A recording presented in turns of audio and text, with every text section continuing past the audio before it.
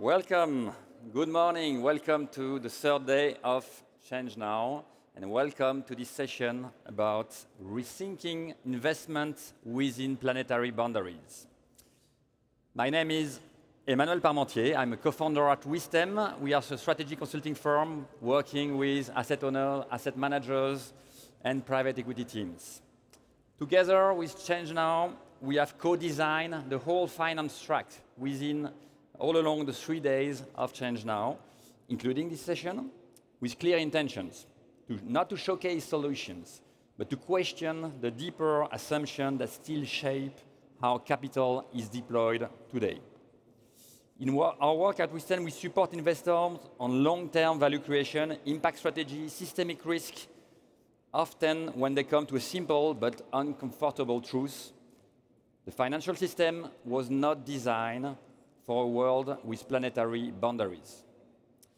Our role here today with the speakers is therefore not to provide answers, but to create the condition for honest conversation about limits, trade-offs, and to what may need to fundamentally change in the logic of finance. Because we are meeting at a moment where crises are no longer isolated. Climate instability, biodiversity collapse, social fragmentation, geopolitical tension. We have perfect example in the Middle East right now. So these crises are interacting, reinforcing each other, forming what many call now the poly-crisis. So finance is not outside this system. It has helped shape it. So the question today is not whether finance can help, it's whether it's willing to change its own logic. Because operating within planetary boundaries is not about optimizing at the margin. It means accepting limits. And you know that capitalism is not really fit to accept limits right now. So we will rethink how value is defined, created, and shared with 3 panels, 20 minutes each, back to back.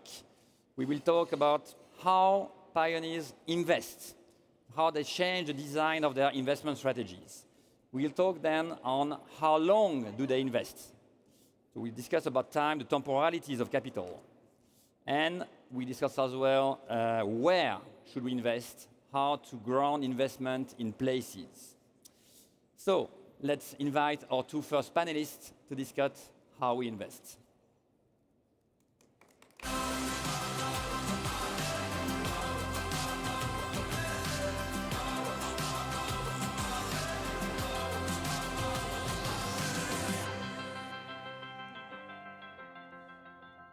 Please welcome them. So,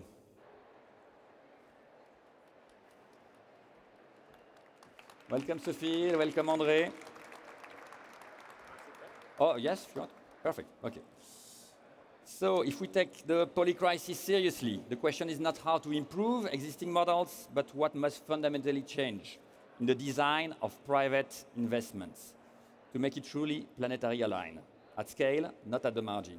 So I'm very pleased to have 2 experts beside me. So Sophie Flak, executive board member at Eurazeo, driving private markets to finance the transition and scale solutions that safeguard planetary boundaries. And on my right, André Stürmer, co-founder and steward of Atreyu, a regenerative investing business, applying a living system principle to restore ecosystem health and contribute to a more just distribution of ecosystem wealth, and you're based in South Africa. Let me begin with you, Sophie. So you belong to a very large investment platform, Eurazeo, heavily invested in private assets, and you've designed a range of impact private equity funds, including one that is called Planetary Boundary Funds. So can you explain us how it works? Why is it different from the rest of your investment products? Well, thank you, Emmanuel, for having me, and hello, everybody. I'm really delighted to see such a large crowd committed to changing the systems, because this is exactly what we need.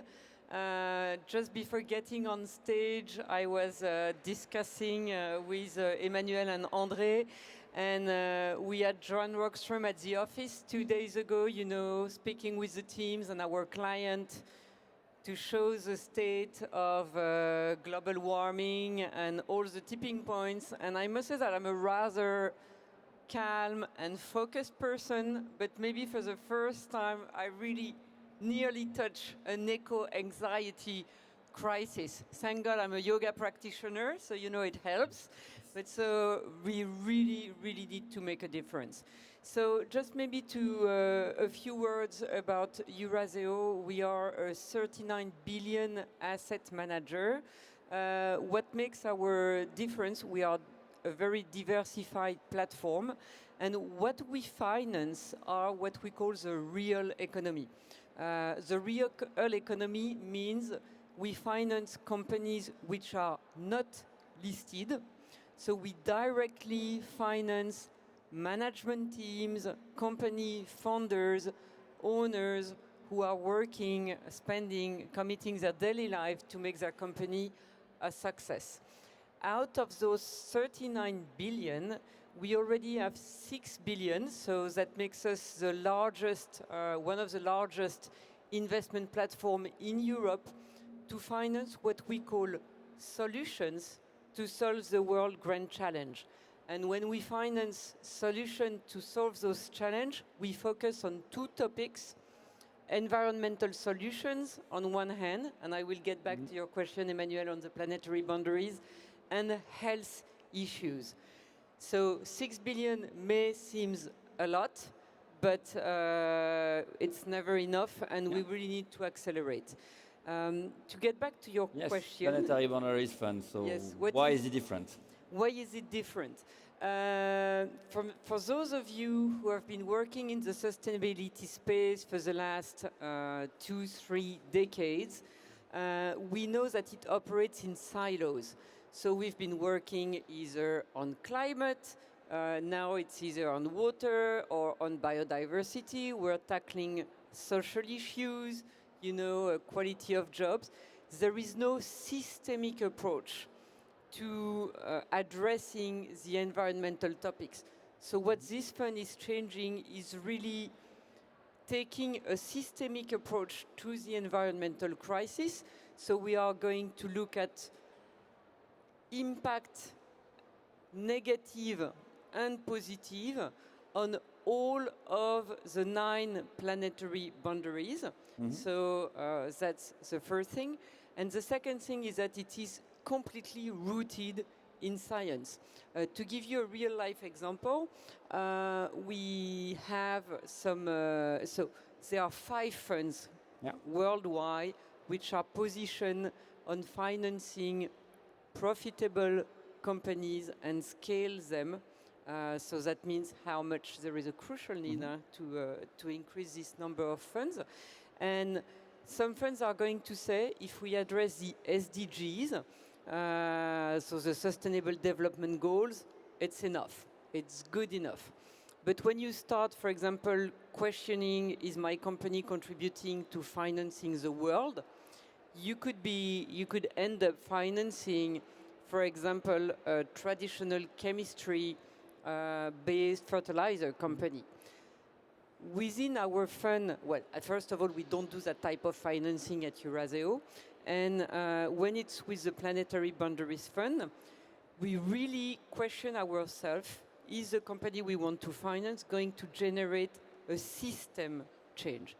So is it marginal impact, or is it sufficient impact, sufficient positive impact to attain the net positive impact of the company? I'm going to go into examples because I know I may sound a bit technical. And is this generating a system change? To give you a real life example, we've been financing a company that does what we call biocontrol. And what is biocontrol? So in crops, we face invasive species. So we face invasive species, which can be insects, which can be illness, which can be whatever. So most of traditional agriculture is going to leverage chemistry to address those invasive species. The company we are financing is a company which is old, so it's a 20 years old business, fully profitable, no technological risk, but still small. It's a large player, but it's not a giant. And our aim is to make it a giant. And so today it's operating in France, in Spain, in California, and in Kenya. And we've already doubled the size of the company, acquiring a leader that addresses another type of predator to crops. And when you look at this company, what's super interesting, first of all, is the business model for farmers. It is the same cost as traditional pest control. So no negative economic impact. And we all know that working on the environment is important, but social issues are important as well. And if you look at net positive, there are no negative impact on soil, on water, and it's good for the health of the farmer, it's good for the health of the consumer. So it's a real nature-based solution, and if we grow them, if we make them a global giant, we will create what I call a system change. So that's really what's different. You emphasize the role of science. Can you explain more how you use science as a compass? Does it lead you to change the way you invest, or maybe to not invest in some solutions? Of course. So maybe some of you are familiar with what we call life cycle and impact analysis.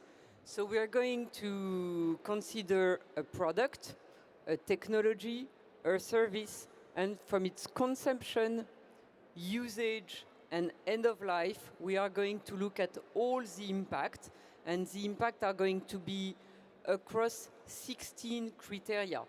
One of the criteria, for example, is of course carbon impact. Another one is going to be water impact. I'm just going to give you a figure, that's really striking. You have a lot of companies which are trying to improve packaging. And they say, wow, when I'm working on improving packaging, I'm generating a system change for consumer goods. It's, I would say, an important work. But if you look, for example, at shampoos or soaps, the biggest impact of those products is not the packaging, it's heating the water in your homes when you're taking a shower. So when you work on the packaging, you're just working on 2-3%. You're working on the margins. What we're aiming to do, embedding science in the way we work, is making sure we are working on what is at core of the problem, addressing the core of the problem. And the question, because we worked with Emmanuel, and I know that this question is in the mind of many people, how do we prioritize one planetary boundary versus the other? So, of course, it's a system. The Earth is a system, and that's why, we advocate to move out of silos and to address the environment and the society as a whole.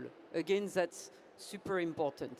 And when we look at a company, and when we look at the net positive impact it's going to generate, we look at also at the crossing of the planetary boundaries. And we will prioritize based on how much the planetary boundary is crossed. Again, real life example, if a company's main impact is contributing to reducing ozone depletion, ozone today we've recovered, it's good, so it's not so important. It would be working at the margin. So we prefer to focus on addressing, for example, the water crisis or the energy decarbonization crisis. Thank you, Sophie. Let me turn to you, André. So your approach is quite different, your size as well. You also operate from South Africa. So you told me that your approach is to start not from the problems to fix, but from the potential of a place. Can you, walk us through how it functions? Sure, thank you very much. Awesome to be here. Good morning. So, I loved what Sophie said because, we live today in a very extractive system, in a very reductionist system. And if we fix problems within that system and we work at the margin, we're not going to make much progress. We need to put forward a new way of thinking, a new system, a new paradigm, Because today, if you look at investing, investors typically see themselves as outside of the system. Yeah. And they are seen as to be acting on the system, not participating in or with the people and the place around them. And so when we start from potential, we think about, we often equate it to holistic medicine. It's sometimes an easy place to start to say, when you go to the doctor and you've got a symptom, rather than treating the symptom, you want to restore the health of the entire body and look at the potential of the body and how it can regenerate itself, how it can heal itself. Yeah. And we apply that same principle into investing. And so when we invest, we start from a deep place of care for the system that we invest into. And we look to the essence of the business. We look at the potential of the effects the business can have on its system. Okay. And that's how we start. In fact, the guiding light for us is our daughter. We sometimes ask ourselves, if we had to invest into our daughter's business, what would we do differently? How old is she? She's 17 now. When we started, she was 12, 13. And even to this day, we sometimes ask ourselves, do we want to force this issue, or do we want to work with the well-being of the person, of the business, and of the system? Can you give a concrete example of one business you finance? So we invested a few years ago into a business in the UK called Ubi. They built a software platform to help farmers sell their produce, organic farmers sell their produce to the consumer more efficiently, to grow their sales, but also to be able to be more efficient. And after a few years, the business growth slowed down, and we realized we were stuck, and we were looking for the way forward, and we were focusing on the solution. We were saying, there must be more we can do with what we've built, and now let's try this and let's try that. And my beautiful wife, who's sitting here on the stage with me, who's an inspiration to me every day on this journey, she was meeting with him. She was on the board of Ubi, and on the board of Ubi as a farmer, it's very important. By design, we bring these ecosystem participants into the decision making, and we took a step back and we said to the steward, who's the founder, Pete, we said, Pete, there's something that's inside of you, there's something alive in you that you are not bringing out. And we spent like weeks and months with him, and he realized that he was actually wanting to go to the higher order of potential in his ecosystem. He actually then decided to step out of the business and to leave it behind, which was a big thing because he was scared to tell his financial investors that he's not going to stick to the plan. Yeah? And this is the power we as traditional investors have over our entrepreneurs, which is very questionable, dangerous.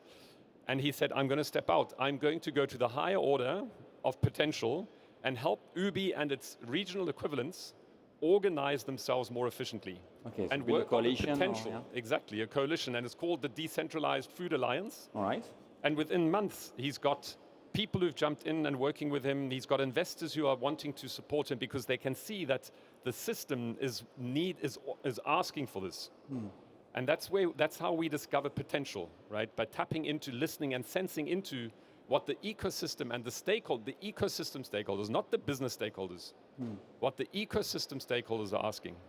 Let me jump to another question of an important work that you do, because you created an academy, right? The Regenerative Investing Academy. That's right.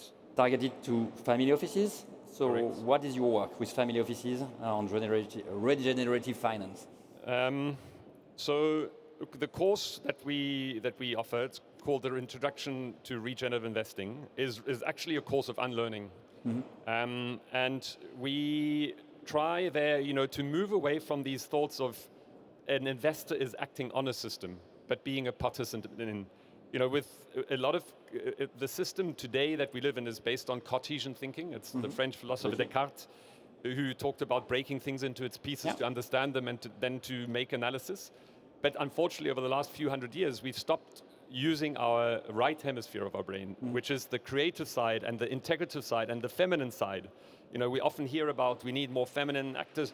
We all have that ability to bring these integrative capabilities into our decision making, where we consider the wholes and not just the parts. And so the transformation we create through that program is to get people to trust their intuition. We start our program, and by the way, we've got some lovely participants here, Alex, Constanza, Martina, who've taken our program. We say to them at the beginning, we say, don't take anything we tell you as the truth without trying it, and don't discard anything or reject anything without first trying it yourself. Because we are all different, and our contexts are all different, and our paths are all unique.